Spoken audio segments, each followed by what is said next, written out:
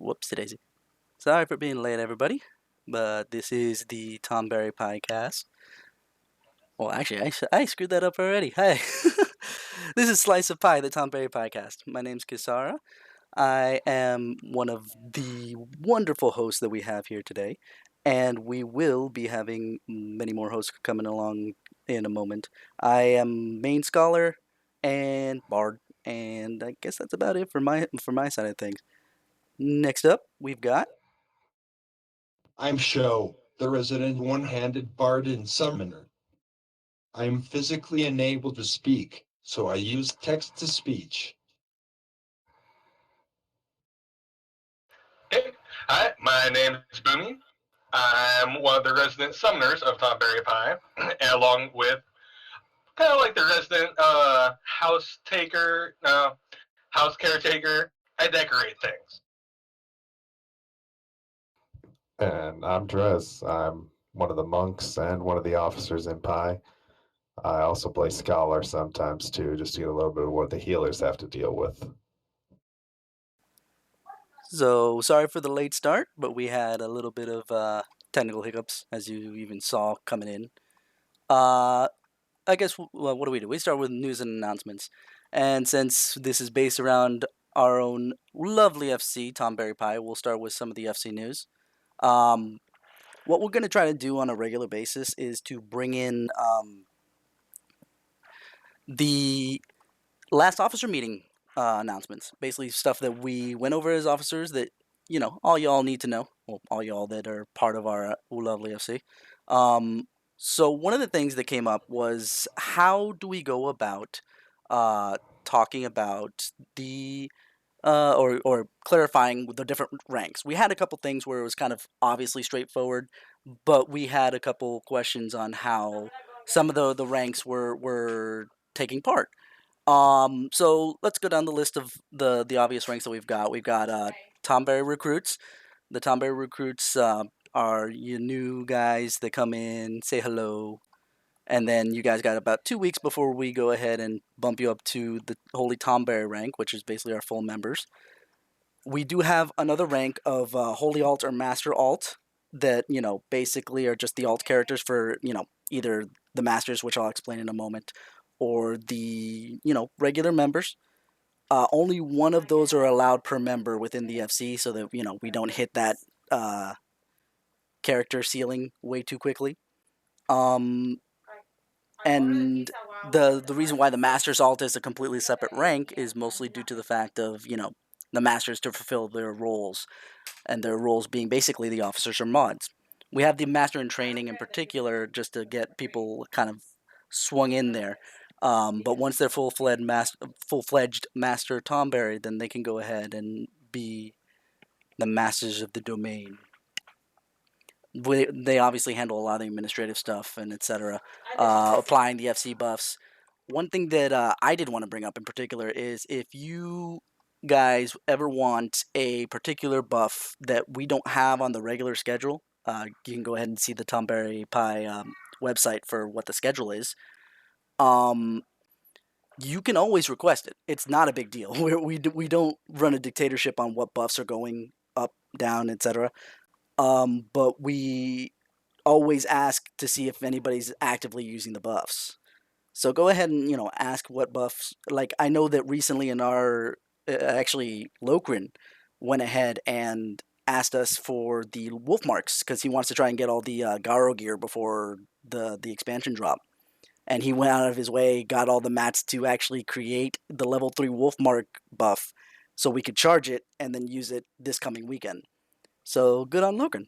And, you guys can do the same as well for any other buff that you want. But again, it depends on whether or not, other people are using specific buffs.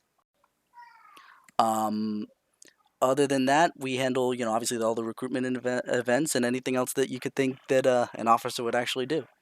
Then we have the role of Tonberry King because of Final Fantasy needing an actual leader, whether or not, he or she actually is above and beyond the other officers. Tonberry King in particular for us is Tomato Cat, aka Puzzle. She founded the FC, and because that role needs to actually exist, she's that but she's no higher or lower than anybody else on the Council of Masters, if you will. I think it's worth noting right here that all the officers that we have are on a kind of like level playing field. Any decision that we make, it's a roundtable decision, and everyone's vote, including puzzles, counts for the same. Yep. Yes. Puzzle. Sorry, go ahead, Dred. I was just going to say, puzzles vote comes down to usually the tiebreaker if the rest of us can't come to a unanimous decision on any sort of decision that we have to make. Or if she has, her own feelings on the thing, so she wants to make it known. But, her vote is never stronger or weaker than anybody else's. And we don't always agree, so don't worry about, when someone decides to say, that they want something in particular and somebody else, you feel weird about bringing it up to officers. There's sometimes that, we will go ahead and, do research anyway because we don't fully trust each other. Some of these guys get a little funky. Yeah, that one in particular. Hey, Hey, don't speak judge. for yourself. I know. Anyway, but another thing that came about was speaking of the officers, our two masters in training got bumped up to full master Tonberry, Ulfric Wolfsbane and Elri Lisse. I don't know how to pronounce that last name, but the way it's spelled Lihzeh makes me want to say Lisse. But both of them got promoted, and both of them doing very good work. Despite the lull and the busyness that we've been going through right now. The other thing that everybody probably should know from the officer meeting is we do have two new ranks, which was kind of the whole impetus of us going and taking a look at what each role means. The first one I'm going to talk about actually is going to be the second one on the list here that we have. The Legacy Tonberry. The role is basically for Holy Tonberries that have been with us for a very long time or have done something, pretty significant for the FC. And it's our way of basically saying, whenever we get to cap of members in the FC and we have to start kicking inactive members, these guys will be the last ones we kick because they have brought either, their time or their talents to the FC to the point where we do not want them to go. The way that somebody can get into this category in particular is you contribute something really significant to the FC and then go inactive for a long period of time, but you have to have that kind of like staying power of in everybody's memory, even though you've been gone. Or you can request it as a Holy Tonberry. Specifically, you have to be a Holy Tonberry first. If you're gonna be out for a while. So like Kasula in particular, who just came back. Welcome back, Kasula. Knew that she was going to be out for a long period of time.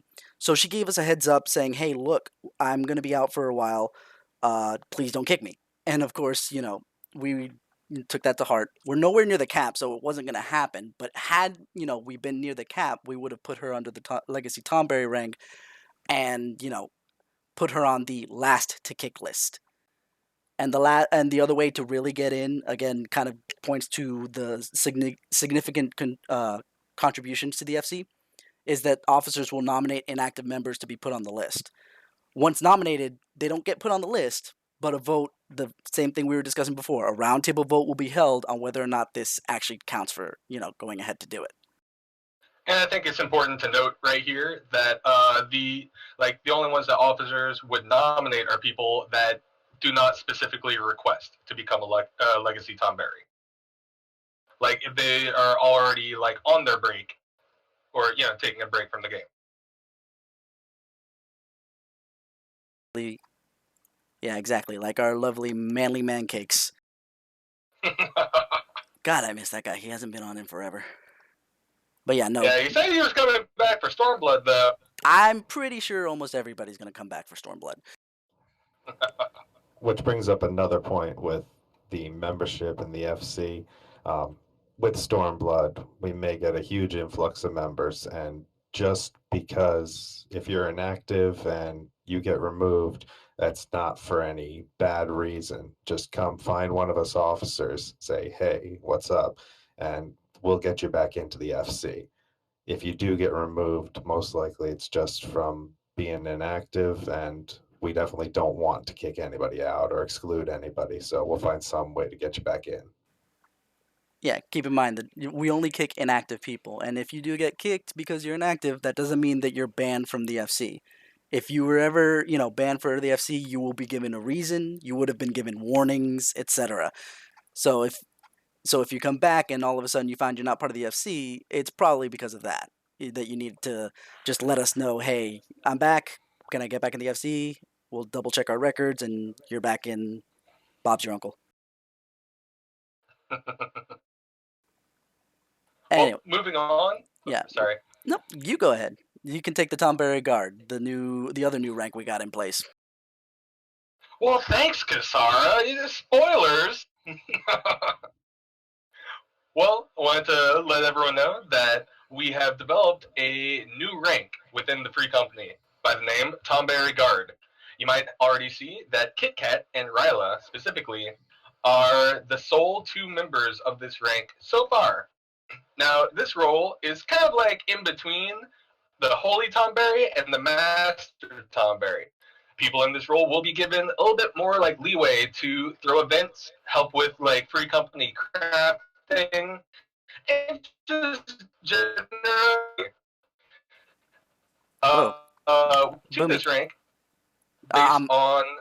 Oh, sorry. yeah, no, it's just on my side. You're starting to come through a little bit tinny, and that's a little weird. Oh Turning no! into Don't a tell me robot. that. Don't tell me that. Yeah, you got some robity.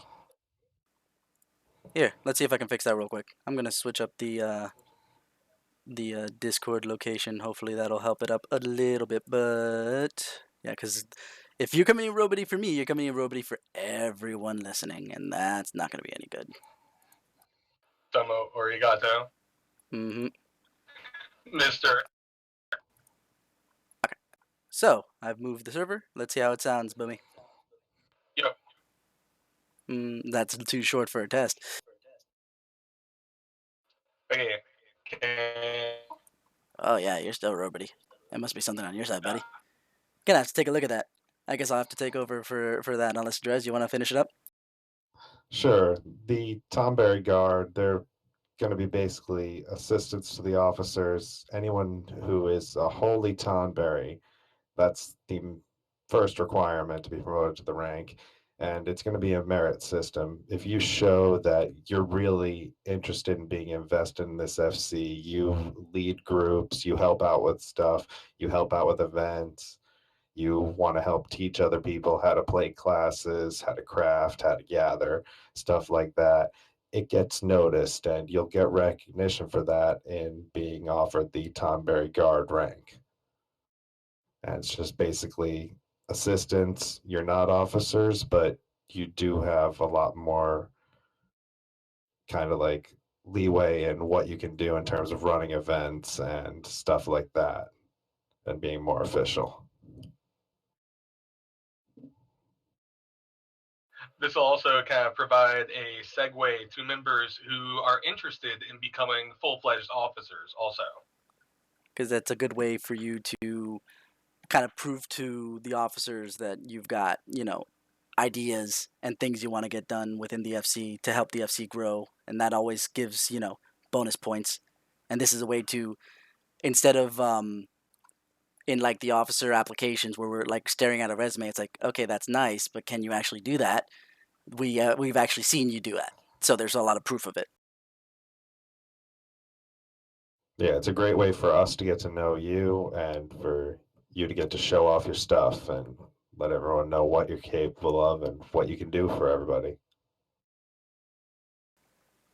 So then next up, the other thing that we're working on is we kind of established that like on the level of what I was mentioning before about kicking and banning, um, we kind of established a security council to really clarify those rules, make sure that they get out there, and then they will be the ones to kind of have the the final say in anybody who breaks any one of those rules, because sometimes people are just joshing. People are just they're not purposely trying to do anything malicious. So we do anything that we need to do, interviews and so on. Not to get, I'm afraid of sounding super political, but the point still stands that we'll go ahead and try to discern as much as we can to make sure that we make the right decision in letting someone go because they don't fit what we need or what we'd like as a member of the FC. I know we keep mentioning kicking and all that, but that's really the last resort. We don't want to have to kick anybody. Yeah. We want to try to work things out so that everybody's happy and everyone gets along. Don't fear that if you break a rule, you're going to get banned immediately. That's the last resort we're going to go to. Yeah, You don't we've had have arguments to really over. try to get that to happen. Yeah, we've actually had arguments over people, putting out what sounds like final warnings when really that probably shouldn't have even gone out, and that was a final warning, much less a ban hammer. Yeah. So, and like I said, that's why I brought up back in the master segment that we don't always agree. So if one master thinks that it may be a bannable offense to the point of wanting to ban you, we know who's done what within one, because we have enough communication between one another to kind of figure out, okay, look, we need to make this decision, make it properly, make it fair. We don't want to make any unilateral decisions. Heck, there's some things that we probably could do unilaterally because it really doesn't affect enough people, but me myself, I don't like to do it without buy-in from at least half the officers. I mean, in any decision, it's important to do your due diligence. Yeah, of course. All right, now for more fun stuff. That's why I left this one for last. We have leading up to Stormblood, we have some events. We still have that raffle going, but we have a new incentive in case you guys were unaware. If the raffle reaches, what's the pot size that has to reach again? I believe it's 3 million gil. So if the pot size for that week reaches 3 million gil, then the winner gets to pick their prize between the usual pot, which is about half the entire thing, and the rest of it goes to our nice little fund for buying a house over in Kugane, the nice little background you see there. Or Lokrin has offered to buy a cash shop item for the winner. But this only happens if the pot gets to 3 million gil or higher. And I believe the cash shop item is anything under $20. Correct me if I'm wrong on that. I believe that was the limit, yeah. So basically, sorry, no Odin mounts for everyone. That's Only the for sad me. face. Yeah, well, that's only because you bought it yourself. But yeah. A couple other events we've got coming up. Well, one is rolling, and I highly apologize for not running it this past weekend, but I'm gonna run it again coming next weekend. We've got a bird farm going on every weekend. On Saturday, we have the bird farm for the more experienced folks. We're trying to get everybody their bird, hopefully before Stormblood, but RNG's a bitch. She doesn't like us. The first night that we ran it, actually the only night we ran it because it kind of went dead on the week before Sunday. We got a total of 4 birds in the almost 3 hour farming window we did. Okay, maybe 2.5 because we took forever to get kind of set. But either way, RNG's a bitch. So we're going to try and get as many as possible. On the Sundays, it will be for people who are not so experienced in the extreme fights. So more particularly, we'll probably be pulling people through Bismarck, Ravana, and Thornton, since they're pretty easy carries. And hopefully we'll have a full team of experienced people who already have those birds. So when that one bird drops, it's yours. Then the other event that we had suggested to us by Cyril and that one we'll have to see when we do it because we haven't even talked about a schedule for it, but it's a great idea nonetheless because we're still getting a lot of new green leaves coming in. and those Greenleafs still have to go through Alexander normal mode. But nobody queues for that anymore. So we're gonna go ahead and have a night where we take as many people as we can, full parties through Alexander from Fist of the Father all the way to Soul of the Creator. Normal modes, just so we can get them all there clear, just in case Yoshi P decides to say, no, you don't need to have the extremes cleared to unlock the new tier of raid next in Stormblood, but you do have to have the normal ones cleared. And don't forget to clear out your Wondrous Tales. Oh yeah, cause bonuses.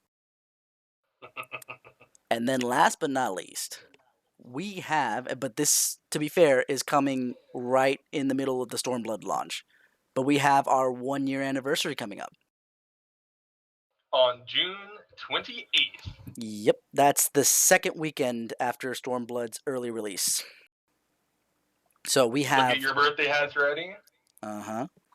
We have basically been established for a full year. I actually looked that up. I was looking around at other people's FCs just because I was looking at tags in freaking Idleshire, and I saw the year dates of when they were created, because I was like, oh, I don't recognize that tag. Oh, that explains it. They were created in the last couple months. So I decided to check ours, and I'm like, holy crap, that's actually coming up. Perfect time, too. I know. Well, it could be either seen as perfect or terrible, because everybody's going to be in the middle of doing Stormblood shit. So that could be a terrible thing for getting any kind of anniversary thing done. But we will have something. We're not sure what. We're still in the middle of planning phases, but get yourselves ready. It's gonna be a party. Ah, yeah. You know it is with Drez, and if Mancakes is back, and L and all that. Oh god, it's gonna be a party. And if anybody in the FC has any ideas for any events or anything you want to do content-wise, definitely let any of the officers know. We're always looking for ideas, and it's always good to have more stuff to do. And our schedule's pretty much open since we've got well, number one, the downtime now, unfortunately. Still want to know where the servers are going. God damn it! But I know, right? let's not tangent the topic real quick. But since there is such a big content lull, we have a lot of officers that are on just for the sake of monitoring things, and we're not doing anything for the most part. We want things to do. Yes, Yeah. tell us, get us to do some stuff with you. Stormblood couldn't come at the more opportune time either. Oh, good lord, man! It doesn't feel like it was that bad between Heaven's Word and here. I mean, let me rephrase. Between the end of A Realm Reborn and Heaven's Word, as it feels now, but it could be just because I'm living it at the moment. But I bet you when I look back, I'll be like, that wasn't so bad either. Oh yeah, it always looks better in the past. So, just wait until 5.0 is coming out. Good God. Oh, bro. So we're going to Thavnair, right? Yeah? No, we're going to go to the moon. Anyway. What, we're going to take Doom Train up there? Wait. Before we get into speculation of anything, let's talk about what we do have. And this one, now we're done with our FC's announcements. Now we're going to get more into general Final Fantasy XIV announcements for hopefully those of you who are joining us for general speculations, newses, and whatnot. We're going to talk to Stormblood right now. The release date is what again? June 20th. June 20th. For the full release of the game. Early access will start the weekend prior, so I believe that starts on the 16th. Yes. God. Time is my total enemy. One could say that you're going forward and back. Boomy, don't you start. But yeah, if it's the 20th, then yeah, the I think it starts the Friday, if I remember correctly. So yeah, that's probably about accurate. But my only question with that is, who hasn't pre-ordered Stormblood yet? Who will Don't judge me. Don't judge me. Seriously, Man, Bumby? Me. yeah. Oh, you two Well, show? it's good Oh, to show. pre-order because there are going to be some cool pre-order bonuses. I mean, I am going to pre-order, but I'm lazy. I forget. You graduated. You have no money. Amen, brother. Amen. So yeah, the pre-order bonuses. I don't know. They don't feel as cool as the ones from Heaven's Word, or at least from sitting before Heaven's Word to Heaven's Word and then here. Yeah, and Yeah. only getting a minion and a pair of earrings. I So mean, also the mount. Oh, Yeah. well, the no, that's mount not is for pre-order. collector's edition. Yeah, The mount you're is right. not a pre-order bonus. But the earrings up to level 50 give you an experience buff, which is phenomenal. That's true. And that buff will stack with the brand new ring and the under level 20 headpiece from Recruit a Friend, all See, that. So it'll be a big boost. I see the point in all that, and it's nice to hear, but this is absolutely useless for me. Absolutely useless with me and my obsessive compulsive leveling disorder. Having everything to 60 well in advance. Probably like, what, a year in advance of Stormblood almost at this point? Nah, a little less than that. That's why you Yeah. need to be lazy like me. Seriously.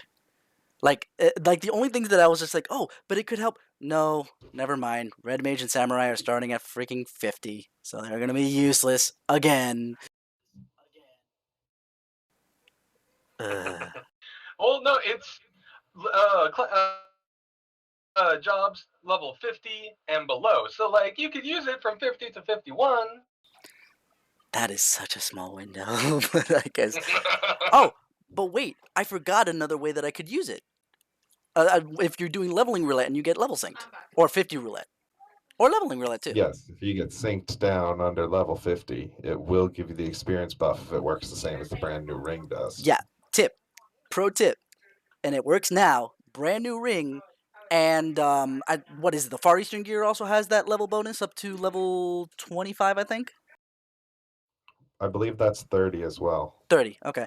But yeah, if you ever get synced below level 30, put that shit on. It doesn't matter that it's worse than your current gear. You'll get experience out of that if you're currently leveling anyway. If you're not leveling like, some idiots like me, then yeah, don't bother. Keep that in your retainer. But okay. Anything else that we've got confirmed out of Stormblood right now?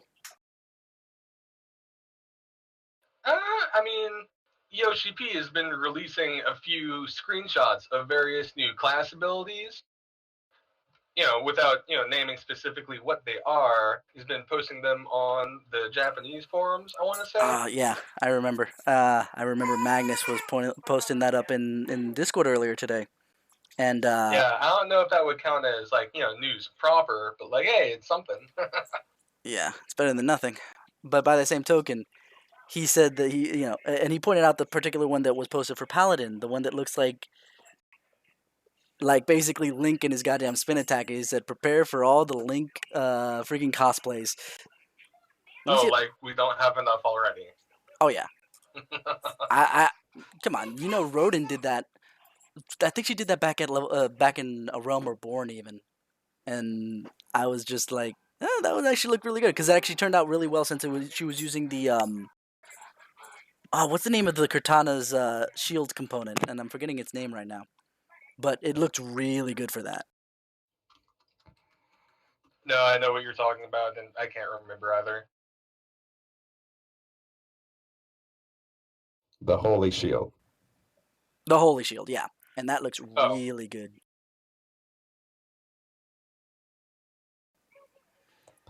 Well, one of the other things that we know is the 8-man raid. It's going to be an interdimensional rift with Omega and Shinryu. Interdimensional? Did they confirm that piece? It's on the Stormblood lore page off the Lone Stone. It's the Good lord. interdimensional rift Omega. bro, watch. We're gonna be fucking like chasing two fighting like But hold on. crazy things. Okay, you got to stop for 2 seconds. 2 or more than 2 seconds. We just had a freaking TARDIS in Alexander, and now we're gonna go to interdimensional, which still TARDIS.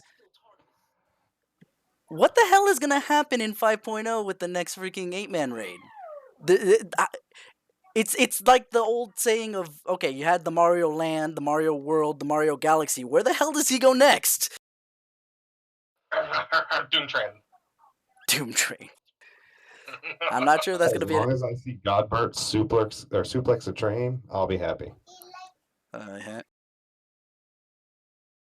Yes, I do. Yeah. Actually, speaking of some of the boss fights, we got Susano and Lakshmi for our new primals, or at least confirmed primals. Yeah, 2 new confirmed primals for the 2 new beast drives, the Kojin and the Ananta. The Ananta The are. Ananta are, Yeah, go ahead. they're basically Lamias, right? Yeah, we got a whole race of freaking Mias out there. Yeah, solely women. It's a tribe that's existed since the time of the Alligans, and it's serpent people. Hold on. Number one dum dum on my side. I just referenced Mia from freaking brain fart. All right, Everyday Life with Monster Girls, and I'm sitting there and When? I'm yeah, When is that? it's a manga. It's a little harem romantic comedy manga that I picked up, and it's actually kind of fun. Um, we'll talk about that one later. It's not super important, but what is important is the fact that I just said the Lamia's name in that show, Mia, and I'm like, it just hit me why she's called Mia. Holy crap! Why am I that dumb? Anyway, but the other thing that I wanted to point out in particular, or did I just brain fart again because of the fact that I was thinking of Mia now? God damn it! We were talking about Lakshmi. They're. Oh right. T7. What's her name? That boss in T7. Oh man. Yeah, I'm brain farting. But isn't that couldn't that be an Ananta? I mean, I believe that race has been just known as Lamia because they also appeared in Sistasha hard mode, if you remember. That's And true, but she seems a bit. yeah, She seemed to be a bit more sentient. Remember, that's the difference between the beast tribes and the regular monsters. they're Yeah, also Melusine, I appearing think in, the name of it. Sorry, say that again, Dress. Melusine or Yeah, there you go. Melusine. yeah. They also appear in Aziz Law in some of the experimental like chamber things around there. Actually, if anybody has the lore book and has that if that is in the lore book, and if you can confirm that to us via Twitter using hashtag PyCastXIV, or if you are on our Discord right now, go ahead and share that with us if you find it in there. It would make sense considering that the Ananta have been around since the time of the Alligans, and Azazla is a whole Alligan Yeah, building. when you pointed that out, the fact that they've been around since the Alligans, I was like, wait, that reminds me of something. Yes, sir. Lakshmi she looks like a non.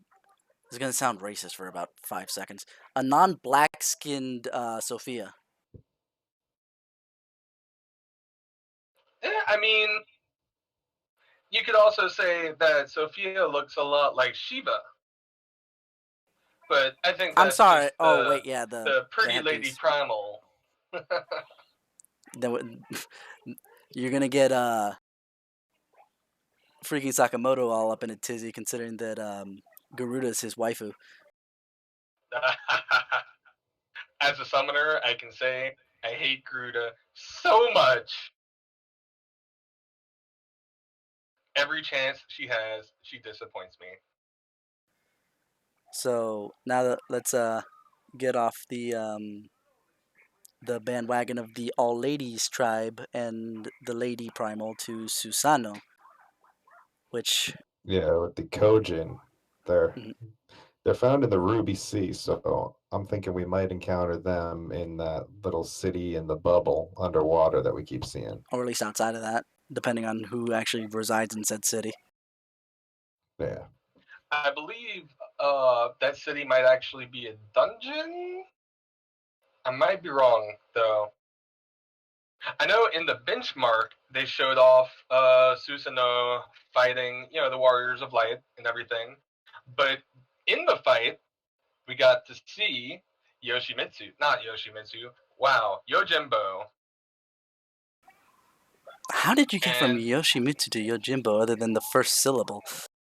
I mean literally the first syllable. Okay, we got just to roll back 1 second. Rodin confirmed Lamia are listed under Chimera in the lore book. So I guess that means that Lamia in particular, anyway, not the Ananta, the Lamia, are just another one of those beast things that we saw in freaking. Oh, God, what's the name of that? The first Never Reap and Fractal Continuum. Fractal Continuum. I Yep. want to say Quantum of Solace for some freaking reason. I don't know why, but yeah, Fractal Continuum. Well, the Chimeras, they're probably still based off of the Ananta, just, messed with a little bit But genetically. Because it that seemed that like the that does Allagans like remind to me of do that. one thing in particular. Some people were saying after seeing the owlbear thing up in Fractal Continuum, pointing out that that might be the ancestor to the Ixal. That the Ixal just can't fly anymore, where the chimeras previously made by the Allagans could, and that was the major difference between the two. But yeah, um, but then but obviously then maybe if the Lamia were created by the Allagans as well, I don't know where I'm going with this train of thought. Oh, right. That maybe the Ixal were not born from these chimera beasts, but from whatever they based them off of to begin with. If the Ananta existed at the same time,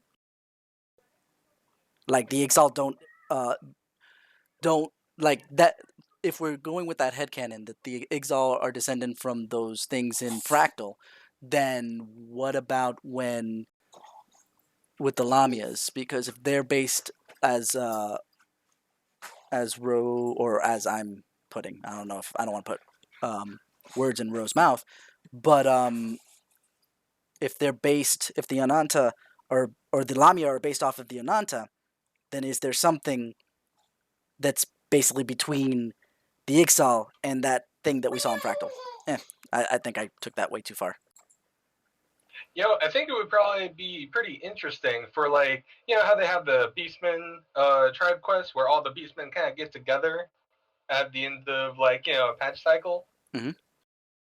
I think it would be interesting if the Ananta remembered the Ixal, Or in some way, shape, or form. yeah, because we're saying the Ananta existed back then too, and this is just continue on. They didn't evolve from; they just exist. So the Ixal would have existed back then too. Yeah. Oh, that actually kind of fixed the entire thing in my head. What if those owlbear things or whatever the hell are not the predecessors to the Ixal, but that the Allagans saw the Ixal were like, we can make better versions of that. We can make them actually freaking fly. And then lo and behold, they make these flying little chimera beasts.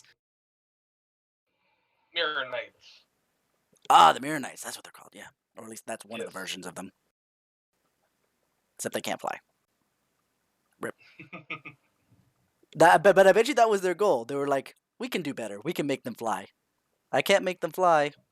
Well, next thing. So, No, bro. Whenever one looks at you in turn 5 and runs at you, I can swear that thing flies. oh god, that's mostly because you're standing still. Let's see. I'm trying to look at the specifics of Lakshmi and Susano because we basically talked about the beast tribes a little bit more than Because what I found interesting about the primals is their actual lore. Like, what is it that they are to these people? I mean, Well, it seems like the Lakshmi, with her, she's the Lady of Bliss, is what she's called. And she has life bestowing powers that she bestowed upon the Ananta. That's what we're being told. Hmm. So she seems more like a kind goddess than something like Garuda. Well, granted, but by the same token, you have things like, granted, I'm pulling from the cut scene in 1.0 at this point, but Titan and his relationship to the it's been so long since I've been to go talk to them. God damn, what are the The name of kobolds. the kobolds? I am having such brain farts tonight. I apologize. But yeah, the kobolds. In that cut scene, he almost sacrifices himself on top of the Warrior of Light's freaking sword. Hypothetically speaking, uh, to protect the kobolds. So I don't think this is uncommon for these beast tribes to look at their primal gods as their creators. I mean, most of them call them their children. No. They yeah, pretty much all do. Mm-hmm. I think there's a few exceptions to that. I don't recall if Leviathan called the Sahagin his children, Granted. but I know for a damn fact that Ramu did. Mm-hmm. But Ramu was actually one of the ones that was more sentient out of all of them. Yeah. At least as far as when we went to go talk. Like, he's the only primal that when we went to go talk to him, he was like, okay, what the hell do you want? Instead of trying to fight us first. Well, Ravana kind of saw it as just a chance to challenge himself to another battle. There's that too. He didn't do it as of a let's just kill you because you're here. It's ooh, another battle to be part of. Yeah, and that's actually another one that the beast tribe wasn't considered children per se. Or at least they weren't mentioned. Anyway. And then Susano. Susano, speaking of Ravana, at least in design, reminds me a lot of Ravana. Well, even what they say about him too, that he sees battle as a celebration. Lord of Revel, isn't that what they call Ravana to begin with? I feel like they're running out of ideas. In the case of lore, to be fair. Not we'll have to see how the gameplay works. I mean, they do have a wealth of primals to choose from. Granted. And we're starting If to that was the primal fight that we saw in the benchmark, then it's going to be a little bit different than any of the others, considering there were two other ads with the boss. Uh, You don't normally see them from the start. you know, they've kind of set a precedent before in the past with the benchmark not being necessarily represented. It doesn't like accurately represent like the fights. Like in the A Realm Reborn benchmark, you saw it was the dragon from Brayflock's Long Stop. Iatar, I want to say his name was, fighting in, I think it was Tantara? So that we might not even fight Susanoo there. And Yojimbo and his puppy might not even be in that dungeon either. Like, we won't know until it comes out. You're making me sad, bro. True. Crush your dreams. Crush them so hard. Well, I know one thing that'll make Boomy happy about the new expansion. What's that? The increased furnishing limits in the houses. They're Oh, doubling the amount that bruh, you can put in houses. bruh. So many ideas. I already have like 3 layouts planned. Don't even get me started.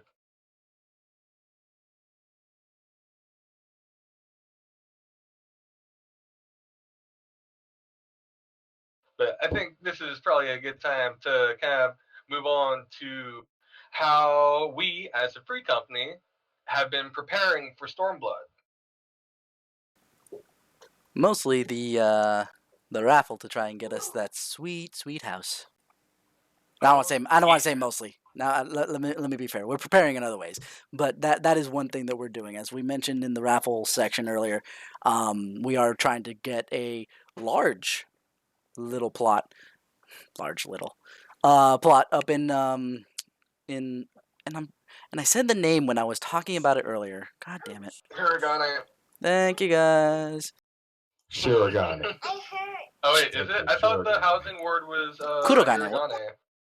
Oh Nope, fuck. it's Shirogane is the housing When housing I looked district. this up It's 2 seconds in the ago, or port of Kugane. I'm pretty damn sure. So many new names to learn. You know what? Hold on. I have all these But files. other than preparing to move the free company to a large house, we've been preparing for the last few months actually with the Heat of Battle 3s for the free company buffs, which is going to be a 15% experience increase for battle classes. And how many do we have of that so far, Kasara? I know we've been charging We them for a stopped while charging now. new ones, but we stopped charging new ones because we have literally 2 weeks worth of the thing. Oh yeah. 14 of them. I have 11 of them, and I think Drez, you have the other one. I have one for crafting or gathering, I believe. But yeah, which we also are charging those. But we have for battle in particular, we have a bunch of those. Yeah. Oh yeah. And kind of on that note, the buff schedule is going to slightly change, and I say slightly, but I mean like it's going to completely change for the first little while that Stormblood is out. Because obviously everyone's going to be leveling up their battle classes, so we want that to go by a little bit faster for everyone. But after Stormblood has been out for I think a month is whenever we revert back to the standard buff schedule. I think it was 3 weeks is what we had decided. We'll assess it then and see if we still need to keep going on the changed schedule. Yeah. But long story short, we got goodies.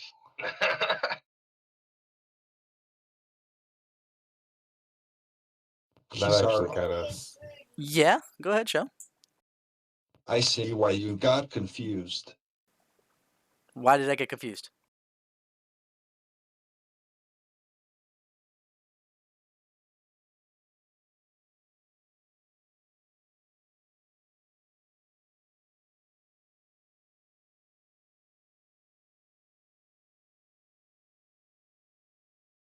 It's the port. The port is called Kugane. Oh yeah. Mm-hmm. Yes. So then I lied when I said that we're gonna get a house in that nice little picture in the background because we can't get a house in the port. I mean, it's right next to the port, though. I guess it's in the 4th housing district according to this thing. So Yeah, it's going to be an area off of there. That's probably going to be the main city, like Ul'dah is to the Goblet. yep. Yeah.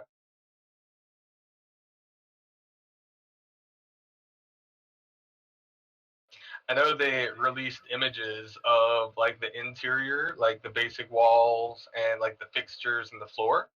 And bro, does this new housing ward look bomb?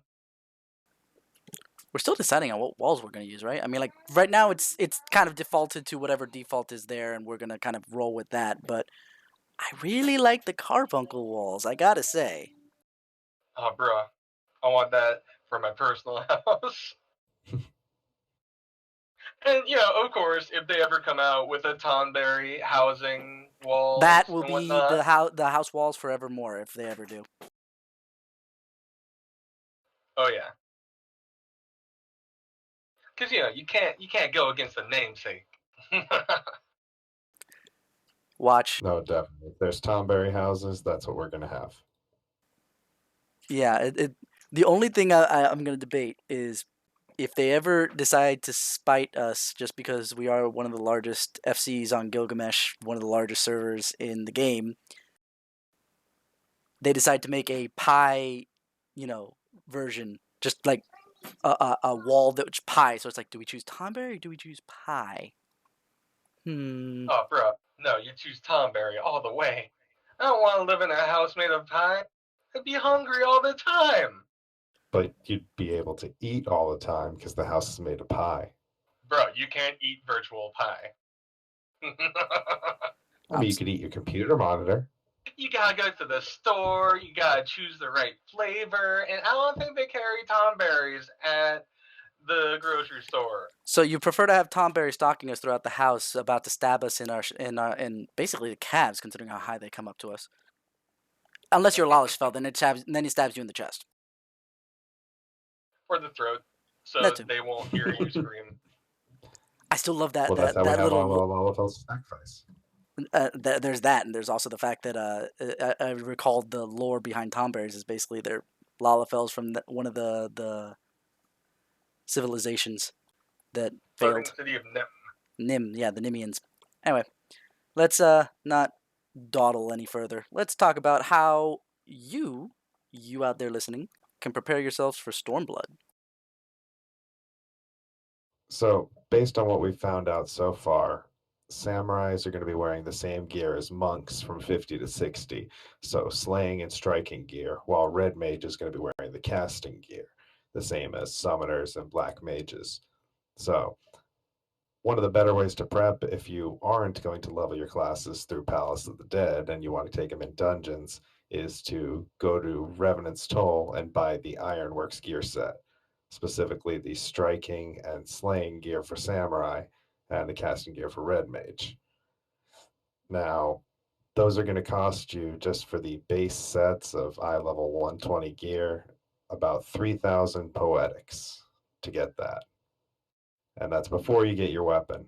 The weapon is going to cost another 900 by buying from the NPC Oriana the encrypted tombstone and 10 of the Rowena's tokens of poetics. There That she was is. what it was for the old classes, so it should be the same for the new ones. We're assuming it's going to be the same stuff. I have Oriana on screen there. Wearing, I guess she's a Highlander because it looks like she's wearing the stuff, the hempen top. But either way, point still stands. That's who she is. That's who you go to.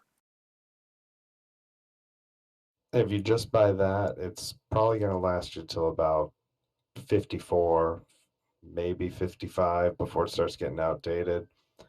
Or you can spend about another 3,000 tomes to buy the carbon twine and carbon coat to upgrade it all. You'll need 6 carbon twines and 4 carbon coats because you can only upgrade one of the rings. And you're going to take those into the North Shroud, specifically to Hurst Mill, to the NPC Drake. For those of you who have been around since 2.0, he's the guy who stands right next to Geralt by the forge there where you made your Zodiac weapon. And he can upgrade the eye level 120 to eye level 130 weapons. Right, there's the map. The arrow poised to Hertzmill. Over here, you can't even see my mouse. I'm an idiot. But in the lower right-hand corner, almost, there's Old Gridania. If you don't remember. Yeah, so you can either come in from Old Gridania and go around, or just teleport into Fallgourd Float and North Shroud and run your way up there.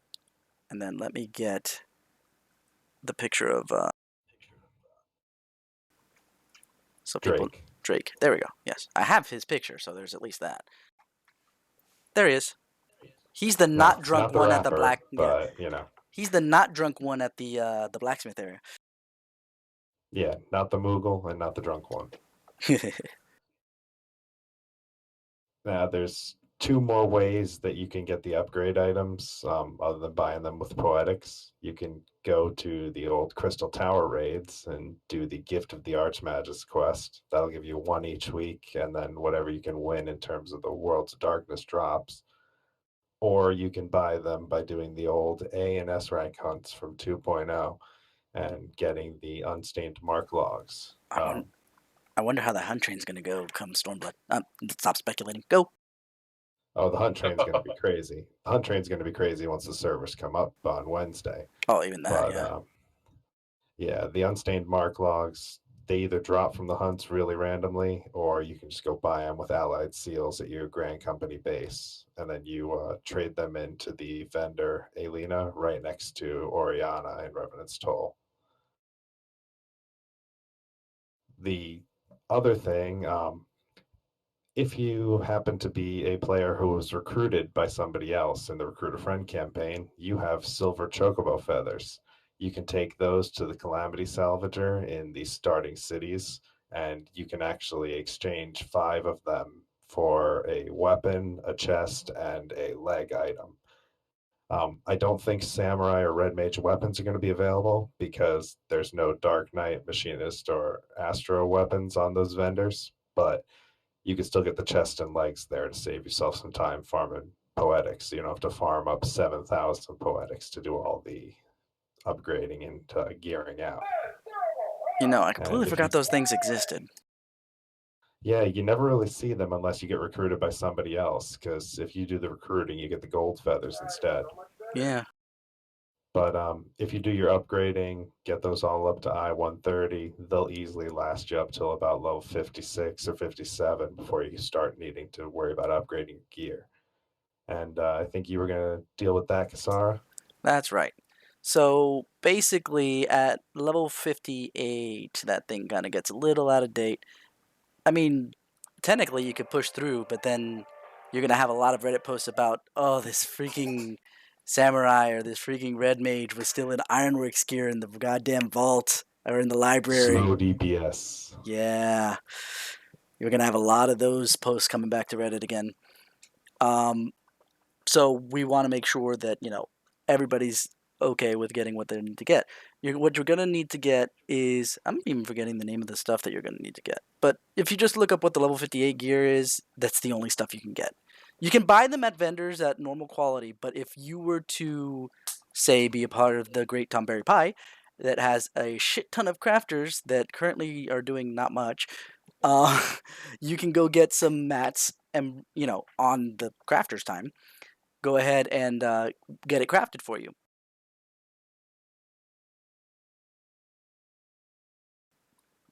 You want to bring, at least in the way of base mats, 2 rose gold nuggets, 6 amph tier leathers, I hope that's how you pronounce that, 3 hallowed Rami cloth, 13 grade 1 intelligence dissolvent, 8 chimerical felt, 1 Rami thread, 5 crawler silk, 1 Jedi, 1 dragon leather, 1 rubber, insert sex joke here, 1 titanium nugget, 6 Aurum Regis nuggets, 2 Larimar, 1 Arcanis leather, 1 hard silver ingot, 2 Gloam coral, and 2 Griffin talons. This will give you the entire set left and right, except for obviously the weapon because there's no recipe for that yet.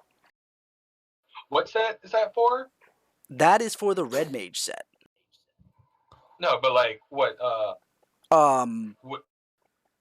Depending if it's a leather worker or weaver, you're looking at either chimerical something or other, or amphitheater skin something or other. Okay, okay. And you never just bring one rubber, guys. Come on. See, but nobody's gonna just play red mage, so I'm gonna play red mage.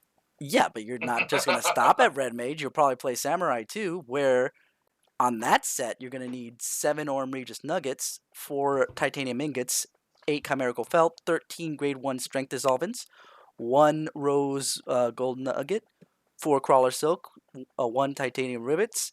Sounds weird to say 1 and then say plural, but whatever. 6 amphitheater leathers, 1 dragon leather, 1 rubber. There's your other rubber, Boomy.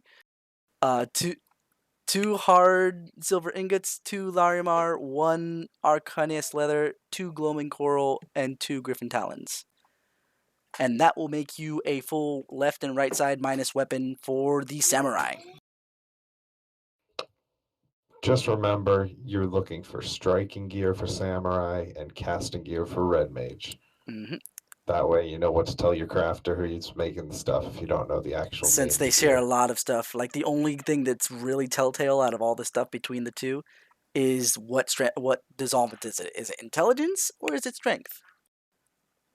And I'm not gonna break it down any further, but some of our crafters, they're really good. So if you give them like the base mats of these base mats, or all the way down, they can craft the whole thing. But remember, you are borrowing their time. So either tip them generously or make sure they're okay with the whole thing. Give them heads up of basically where they're starting. If they're starting from this level of mats, they're okay really quick, just hitting it off out of the park really quick. But if you give them the basest of mats to craft all the base mats all the way up, that's a lot of time they have to take. At least give them a lot of gratitude for it. Oh yeah. Always got to be appreciative of our crafters. This is time they could be better spent making money. It's time that could be better spent making me furniture. Boomy, tip your crafters. What? So that's about it. Once you get to level 60, obviously, you're just going to grab the scripture gear. So make sure you have a full set of scripture gear. We have, a raised weekly cap. There's not really an excuse to not have, if you're really interested in either Red Mage or Samurai, at least one of those sets complete by the time you finish up. And there's no weekly cap on the upgrade material either. Just keep doing all three of the Mahaki trilogy, and you've got yourself a fully 270 set.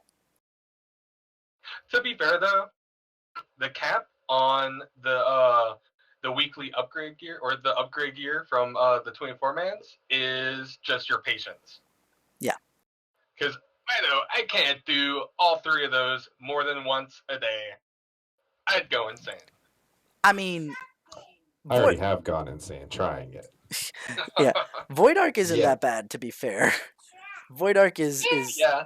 because it's such a raffle stomp at this point that it's just like, I'll go in there.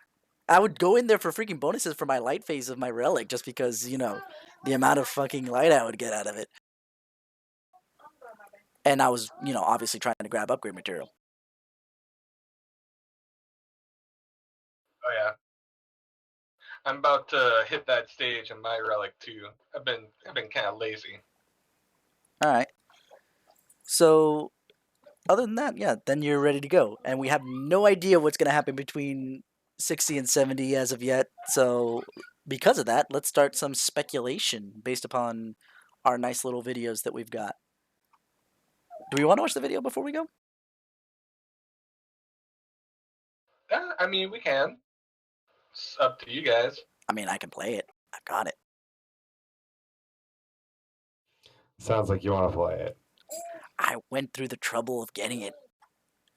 Might as well. But okay, here we go. Well, I say here we go. I gotta go grab it because I stupidly closed the freaking...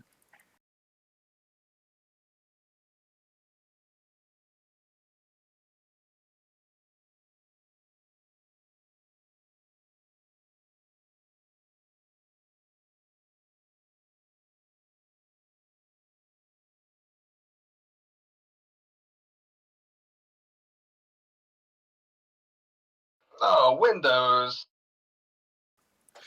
Nope, VLC Media Player. Thank you very much.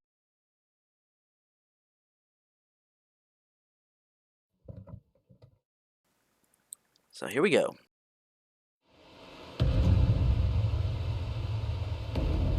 Since my co-host can't really see, I'm gonna describe what's going on for the most part. Unless are you guys watching on the stream on the side? On delay, obviously. Yeah, I think it's a little bit delayed, but I'm watching it. I am. I don't know. The monk outfit looks kind of funky on Darklander to me.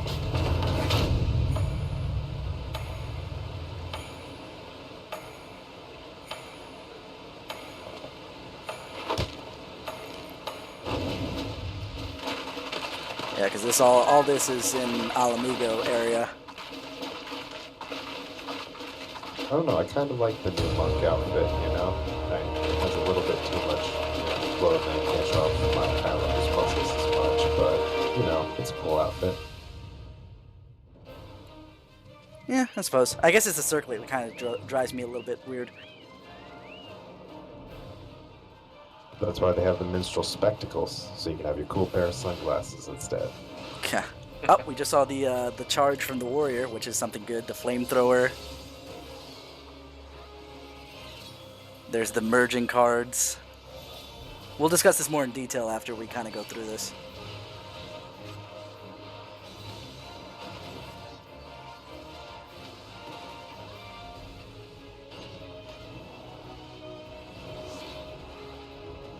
Is the video showing up on the stream?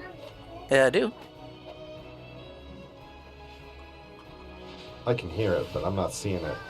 It's probably because it's on delay. That's why I decided to kind of go that direction. We're seeing the red mage at the moment. No.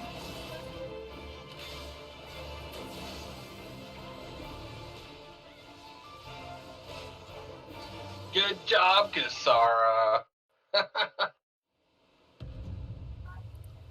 There we go.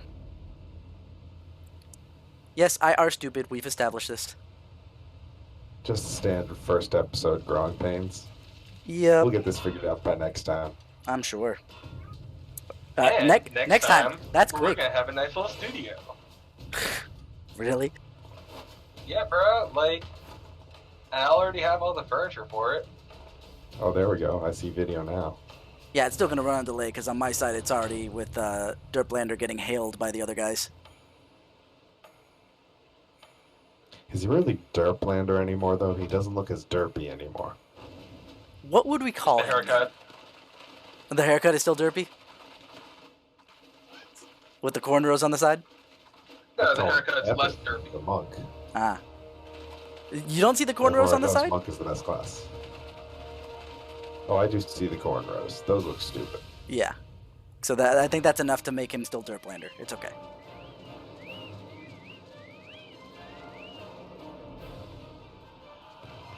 So here we go.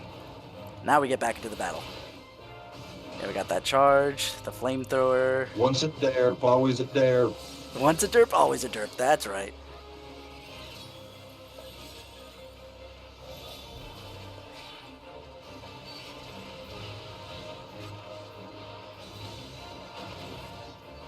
Up. Already faked. White mage doing DPS. That shouldn't be happening. White mage should only be healer. What are you talking about, Kasara?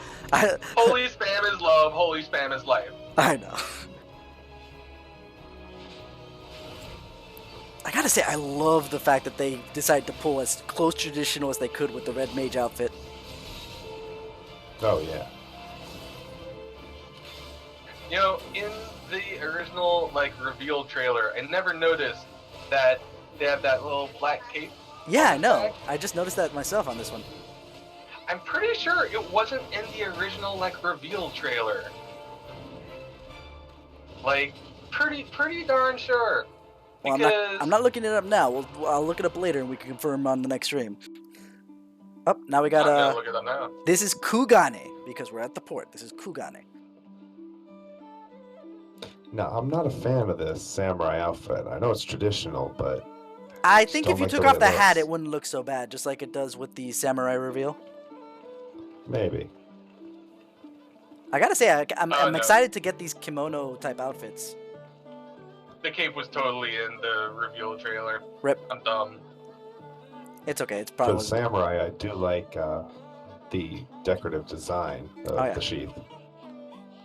I think that's what's going to be different on all the weapons, because they can't really change the blade shape and everything too okay. much.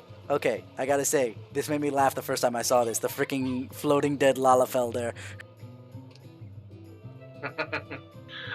You want to bet that that's the feign death, like, emote Yeah, the play death that they emote. have, like, That on is, the cash shop? yeah, because everything that we see here is going to be in here in one way, shape, or form. At least the actions and such are going to be that way. Yeah.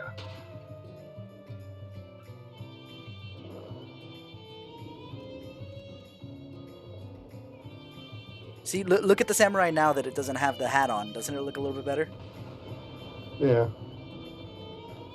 I'm wondering if there's going to be any combat underwater. I know they said No. that there wasn't, but I mean, we do see some of the older bosses down here. Granted, we'll And see. I'm having like a flashback to like Crash Bandicoot, like those levels where like you run from the boulder. Oh I god. bet something like that is gonna happen underwater. Run from the giant ass fish monster. Run from the Kraken, run from Ultros. Only if you're a woman. If you play a female character, then you get the Run from Ultras event thing, whatever. And I'd like to point out, obviously, the running wolves that will probably be the new primal mounts come 4.0. The running flying wolves, whatever. Just Okami. It's just gonna be Okami. That's going to be the legendary, probably. And Nope, here we they're go. all We got Okami. Susanoo and Yojimbo and his trusty. I was gonna say Steve, but no, his little dog.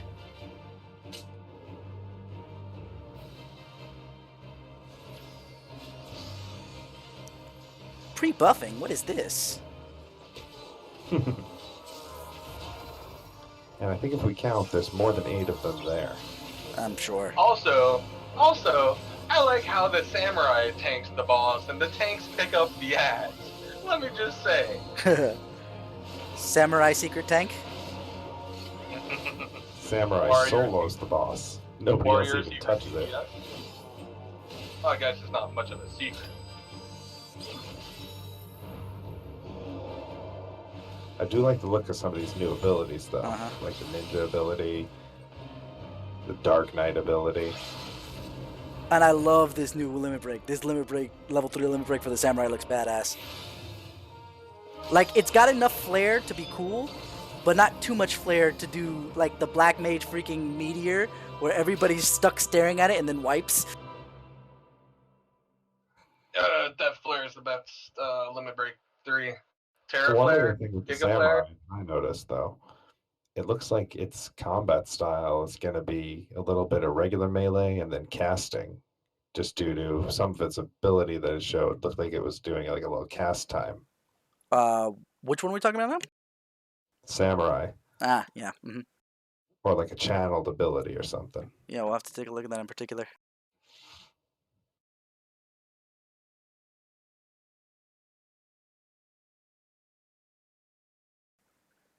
Yasu's saying that as far as the samurai being the tank to Susanoo, samurai bad DPS, pulls the boss. Oh man, let me just say, the hype is real. There's a lot of hype. That gap closer is going to be huge, and that's what makes me kind of speculate that Dark Knight will probably get one too. Another gap closer? I mean, not Dark Knight. already has it. Sorry. I said Dark Knight. I'm an idiot. Dark Knight has the gap closer. I meant Paladin, the only other one without one Yeah. at this point. So I think Paladin's going to get a gap closer as well to make that even Stevens. But we haven't seen it yet, so we don't know. I mean, how would they? We do see their tiny holy. Oh yeah, their little mini holy thing. Yeah. What else is there? We have the mini holy. Like, I think Magnus I forget. Somebody who plays Paladin regularly was like, I want that to be named Holiest of Holy because fuck, after dealing with Thornton for as long as we did, I want that.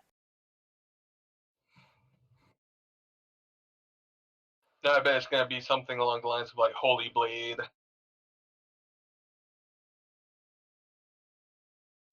Holier than thou.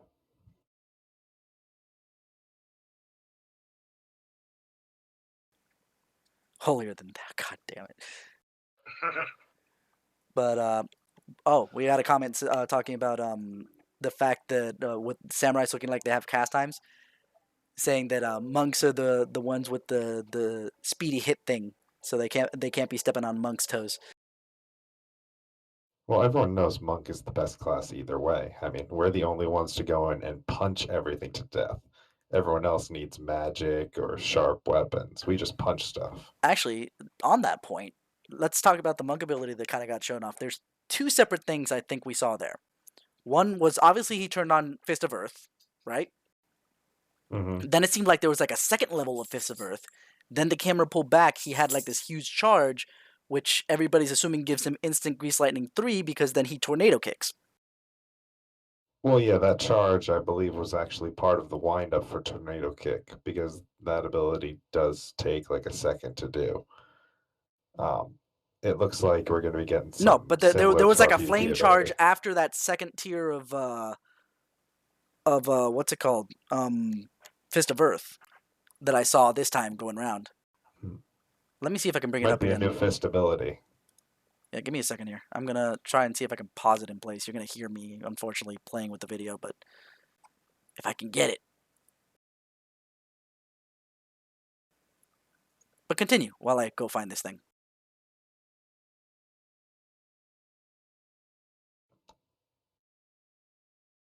Well, it looked like the Dark Knight is going to be getting a similar ability to cover or stone skin type ability, but only seemed to look like one hit for what we saw.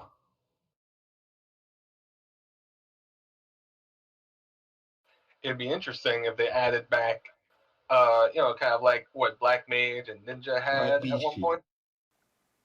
You're what now? What was that show?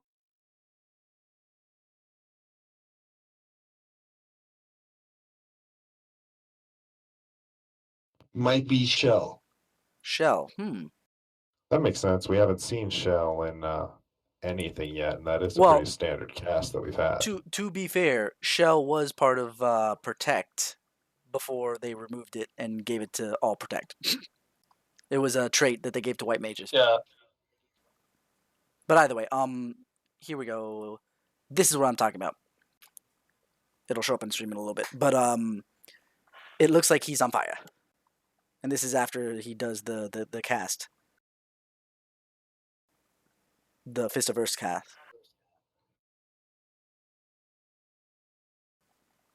But it's Looks well, like he's a little bit over 9,000. no, that has nothing to do with Kaioken. Anyway, but point still stands that this was well before he does Tornado Kick, like a bunch of seconds. So I think Yeah, I that didn't catch this part. yeah, because this is like basically he turns on that second stage Fist of Earth. He dodges the first swing of the mech. This starts happening, and then he tornado kicks. So I think that this might be the move that gives the instant Grease Lightning 3, but I have no idea what is up with the other thing. Which would be nice. It is something that monks have been asking for a while, especially since we have it in PvP already. It'd be nice to have it in PvE. Form shift and perfect balance aren't as good in terms of just immediately getting it. Yeah, it helps, but it's not perfect, especially with how long perfect balance cooldowns is. Yeah, and form shift it's good. It'll get you one stack, but that's it. Mm-hmm. So what else is here? Oh, sorry, stream. I've gotten that comment that you can hear my son in the background. That's gonna have to be a thing for a bit. But yeah, I hope to actually get him playing once he gets old enough. But rated T for teen. He's currently at 4. Not happening anytime soon.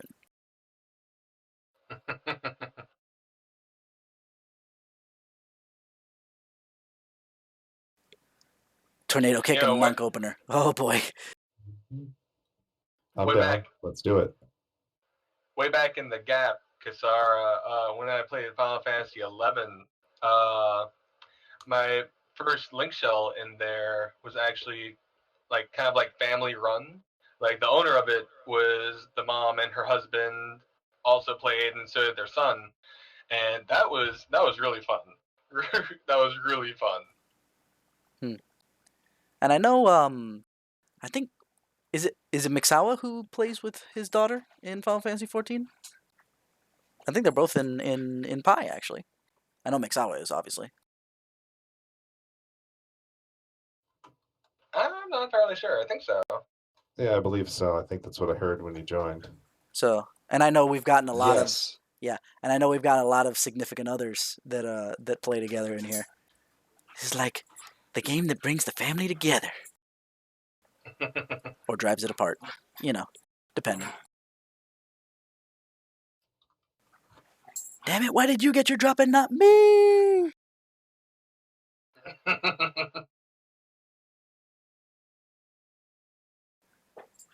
Okay, what else was in that thing? Let's move on from Monk for a little bit.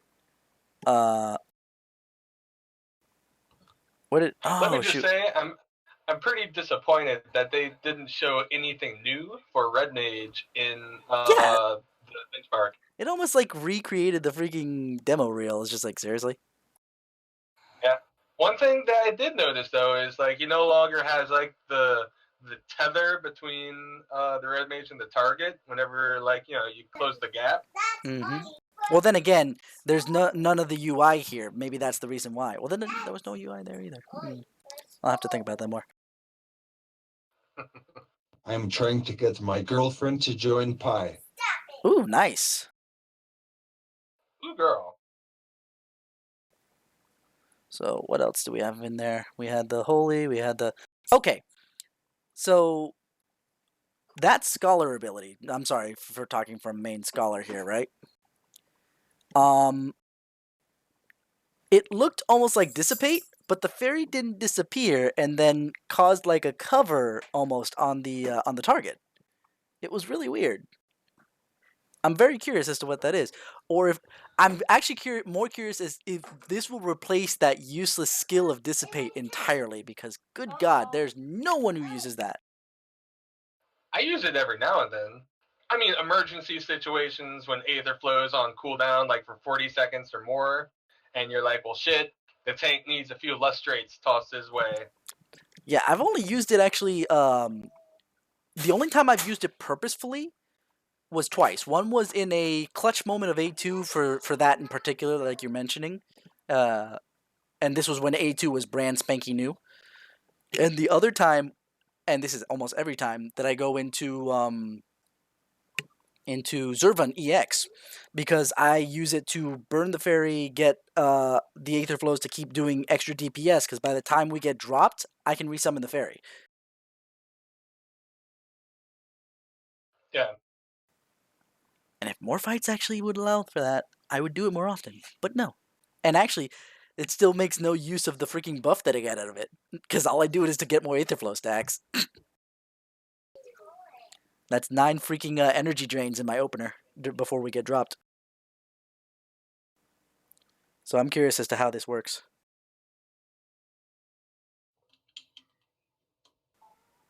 I And mean, then, we'll see. yeah, then the Bard, sorry, other part of me, uh, looks like a barrage Imperial Arrow as Drez described. Yeah, I saw that. I was kind of like, the only thing I miss is I wish they would jump in the air like they do an Imperial Arrow. But other than that, it does look like a charged shot that barrages out. Oh, that was show's description. I Oh, it have was? no idea what that was because I don't play Bard. Ah, okay. But either way, that is what it looks like.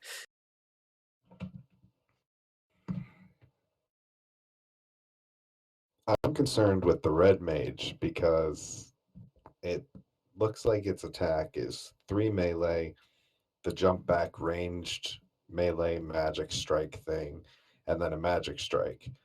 And we know how the jump back abilities of Dragoon and Bard can be a bad thing in Ugh. places like Titan or anywhere that you can fall off. And I see a lot of people jumping off of arenas with this or jumping into AoEs, Yeah, Goodbye, cruel world. but especially if it's like a required part of the combo to be able to do it, like a yeah. fourth move for Dragoon is now. The only thing I'll say, the only thing I'll say to that one is, in particular, the fact that it looks like he dives in and then comes back out. So what may happen there is that the entire move is you charging in, doing the couple hits, and then jumping back out. So the distance is always the same. You're landing where you started, kind of like jump is. Well, the other thing there will be animation lock too. Yeah, Like you there start that. that in an opportune moment, you're going to get screwed over. So you're calling it now Red Mage New Floor Groon? I really hope not, because that may be my new secondary class. Yeah. I might end up switching my main to Red Mage. Maybe. I've been a summoner for so long, bruh. They better give me a hat with a nice big plume on it. A I, nice giant feather. yeah, I I need will. that for my red mage. Uh, oh, but no, that's Amy. I was gonna say, what? Have you never worn a Mons hat? No, but that's Just for bard and machinist. one could say that tickles your fancy. Uh, settle down, Boomy. You're not Nazca. Calm it down. Hey. Where's Anyway, the bad pun time out here? I gotta make one then. You But know what we didn't see? what didn't we see? What's Show. that?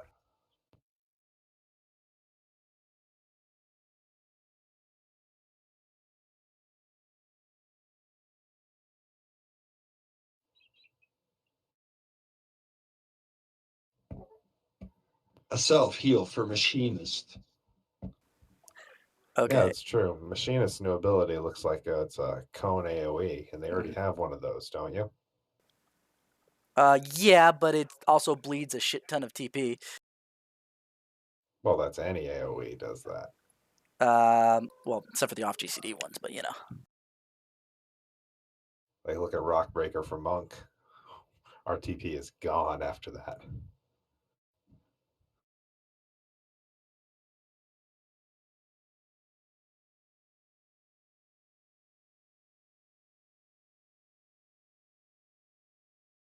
Oh man, I'm so excited for Stormblood. Like everything's gonna change. Like we haven't even talked about like what they're gonna do with cross-class skills. Shit, we don't even know what they're gonna do with cross-class skills. Yeah, it'll be nice to finally find that out, see if they're still going to be a thing or if every class is going to have a version of each ability. Yeah, I mean, I personally like to see every class have their own version of each ability, just because to fit thematically within the class. Like, yeah, leeches, like the name is kind of creepy for scholar, but it's slightly different from Azuna. It has a different icon, slightly different effect.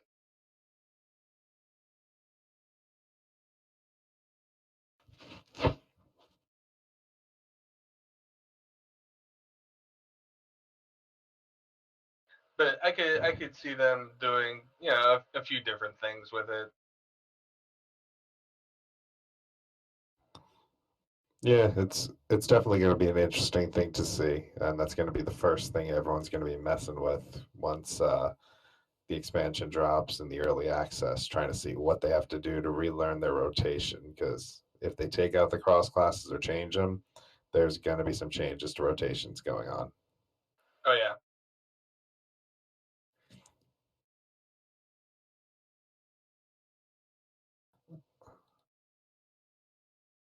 Let's see. There was also Black Mage. Looks like they're getting like a darkness type spell, or I think you're gravity. saying Void Flare show. Gravity is already a spell for Astrologian, though. I mean, it Uh, could be dark. Could be Demi. Demi. That's the word I was looking for. Yeah. Except that obviously it wouldn't be a percentage base like it was in classic Final Fantasy. Could you imagine 25% uh, damage? Just take 4 black mages into any 8-man fight. You're done.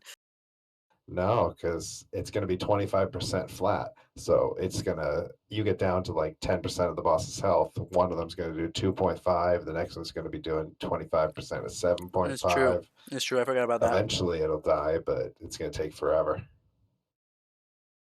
What was the quote from Mean Girls? The limit doesn't exist.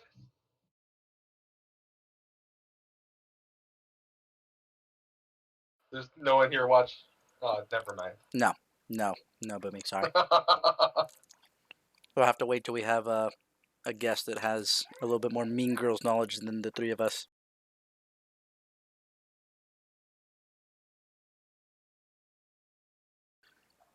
Let's see what else do we got there. Obviously, we got. I remember when Sokka came in after watching that thing. It's like I was thinking about going samurai, but then I saw that frog, and I gotta stay ninja now. So now we're all going to be Naruto. Yep. Hey, to be fair, it's not ripping off of Naruto. If anything, Naruto's ripping off of Classic ninjutsu. Japanese culture. Yeah. But but still, like there's a lot of things that you could look at and say it borrows from this, that, and the other. I mean, think about how all the primals are named. They're all named after real world gods, and that includes True. our brand new one that's never been in any Final Fantasy before, Ravana. That actually still is named after a real world god. Is it? So the only thing, let's skip off to one other thing: the gathering stuff, spearfishing. Though this is less speculation because we saw it in the video, but I'm curious as to how that's going to work. Go up to the fish and poke it. One other thing, and this is confirmed as well, that flying mounts will be able to swim in Stormblood. So any mount that flies will swim. But then the question lies: is there anything that will be able to swim but not fly? Well, I'd be pretty scared if the collector's edition mount can fly, because it it looks like a swimming mount. It does not look like something that'd be able to fly. Yeah, I mean, Fenrir doesn't look like it could fly, but like, hey, it gets like some special particle See, effects around his feet. but Oh, actually, land-based I was travel to wrong. fly. The Sildra says in the listing, the ever helpful Sildra from FF5 is now a flying and diving mount for adventurers to use. So we will be flying on the collector's mount from Stormblood. Gigas actually has a good question about that. Will the spinning rocket turtle still spin while it's in the water? Oh my god, please. Honestly, they probably will, just because of laziness of adjusting animations. I wouldn't say laziness. I think it's like we have too much other shit to do. Please let us just leave that one in peace. We already added it after you guys begged us to make it fly. But yeah, we'll see as more things come out. We'll probably have this as a regular until release of Stormblood. I mean, the couple moves that Yoshi P did post up there, we had, like I said, the one spin move. A little closer look at that Demi move, I think, was also there. So we'll have to see what happens going forward. But Yeah. we've kind of went over time for our first episode, but as we said, we're still feeling out the kinks. I think it's going relatively well. What do y'all think? Yeah. I mean, I told you guys that, it'd probably be like an hour and a half, but I know, yeah. but still, it's one of those things that we got a slightly late start and technical difficulties and all that shit. So having about, let's see, hour almost 45 minutes in here at the moment. But either way, hmm so what we're gonna try and do here is one last little thing, and this is also gonna be something else that happens regularly, but this will happen regularly past Stormblood. Is that we will have a little member spotlight here at the end, where we spotlight a particular member of the FC for their accomplishments slash gifts slash anything to the FC. Uh, since we didn't really bring this up to anyone in particular before we got started, this is a decision all on us. No outside help at all. But our member spotlight for this podcast is for the Tomato Cat. As we mentioned, AKA Puzzle, AKA Cecina. she would kill. At least you said Cecina. She would kill you otherwise. Oh, But no, I'm not going to call her an airplane. That's mean.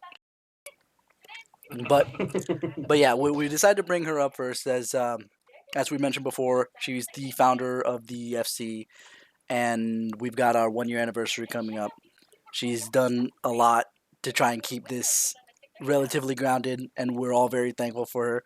In fact, she's one of the ones that went ahead and gave us the thumbs up, and is actually was relatively excited. I shouldn't say was, probably still is relatively excited about this podcast thing, and actually was asking if she was going to be the guest on this week. To which we were like, we don't want guests quite yet. We want to actually establish a status quo before we shake things up. But we may have her on in the future. But for the fact that we don't have her on this time, we give our little member spotlight out to Puzzle. Oh yeah. Thank you for everything, Puzzle. Thank you for the opportunity for growing the FC, etc. And hopefully we have many more years, depending on how long Final Fantasy 14 lasts, of greatness going forward. It'll last forever. Oh yeah, World of Warcraft lasted over 10 years, bro. Like, yeah, and you see how much they come in and go out. The membership comes in and then bleeds out every single cycle, like heavily. Like this one doesn't bleed out as heavy as Warcraft does every single cycle, from what I understand. To be fair, I've never Yeah. played. I will admit, live on podcast, I have never played Warcraft. This is the first MMO I played to endgame. So my experience is very weak, but I love this game. And so since it is our first one, we don't really have any questions and whatnot that we probably will answer on a regular basis. But going forward, if you have any questions that you want answered on the podcast, go ahead and tweet, as you see up there on the screen, at TomberryPieXIV, with the hashtag PieCastXIV. That way we can see it and we can go ahead and answer your questions. And if you are part of the FC, you have the link to our Discord to ask us questions in the Discord channel, Slice of Pie Discord.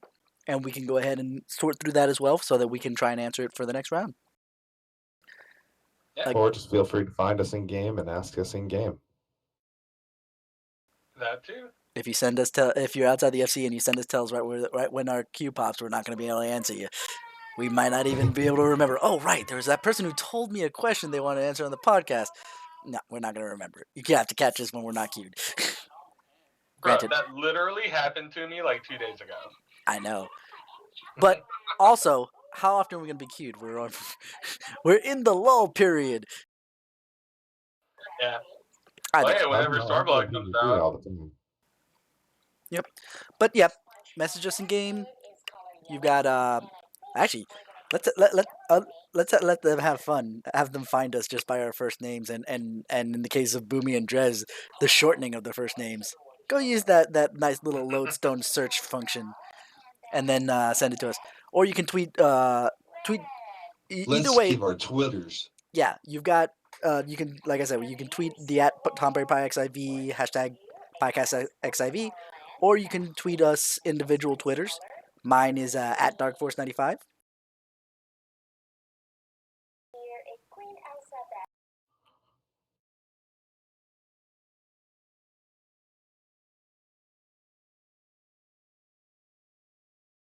And it's showtime. I'm at Boomy_PieCastXIV. And I'm Drez_PodcastXIV. Laziness. I totally stole my handle from Drez. Like, no lie. Yeah. I had it first. Yeah. Can confirm.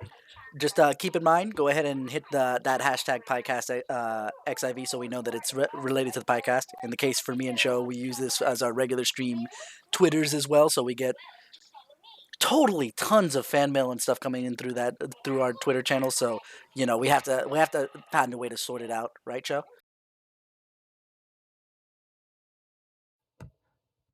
Yep. And don't worry about having to make a Twitter, Yeser. You can find us on Discord. I see that comment. Yeah. Girl, just throw a stone at me and yeah. Yeah, you guys have more access to us in the FC than anybody else. But for those that may be outside the FC, we have that angle through Twitter. So don't worry about it if you don't want to. But I think that'll be it for now. You guys have any other closing type comments you want to say? I'll see y'all next time. That sounds so Be like safe. be safe. Yes. Don't drink and Party drive. hard. All that jazz. Have a good night, everybody.